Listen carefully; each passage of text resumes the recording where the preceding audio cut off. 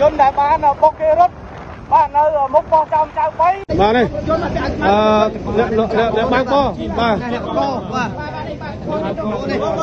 បងឡានមកឲ្យមកពីខាងណាវិញមកហើយខំជប់ទេរត់បាទទៅកម្លាំងសមត្ថកិច្ចដេញ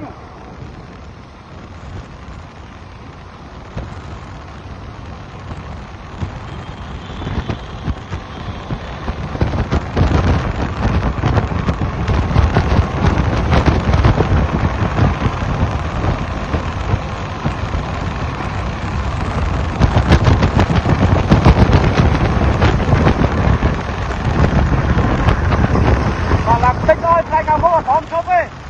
บ้างรถเต็มลง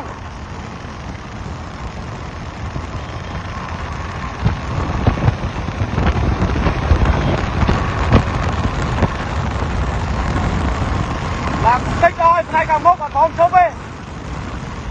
กำลังมันติ๊กดึงล้างฝามาเป็นเลยไปเลย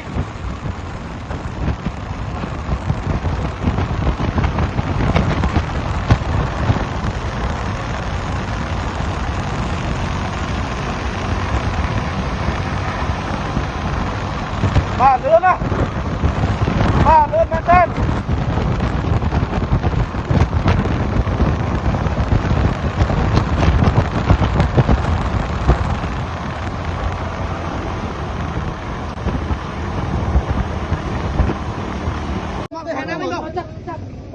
vâng mình vâng mình nó sẽ vâng mình cũng nó sẽ lên